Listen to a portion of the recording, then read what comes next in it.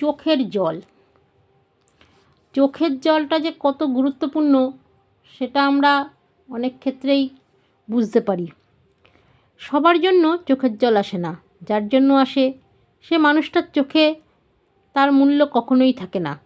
অন্যরা হাসতে হাসতে পাশ কাটিয়ে যায়, আর আমরা ভাবি হয়তো একদিন সে বুঝবে। আকুলতা যতটাই সত্য হোক, উদাসীন মানুষের কাছে তা গুরুত্ব পায় না। কেউ অনুভব না করলে আমরা কাঁদি, কারণ নিজেরাই বুকের ভেতরে কষ্ট থামাতে পারি না। আমি বহুবার নিজেকে সামলাতে চেয়েছি, তবুও তুচ্ছভাবে ফেলে দেওয়া অনুভূতিগুলো মনে দগদগে হয়ে থেকে যায়। যে মানুষ যত সহজে আঘাত করে, সে কখনো ভাবে না অন্যজন কতটা সহ্য করে।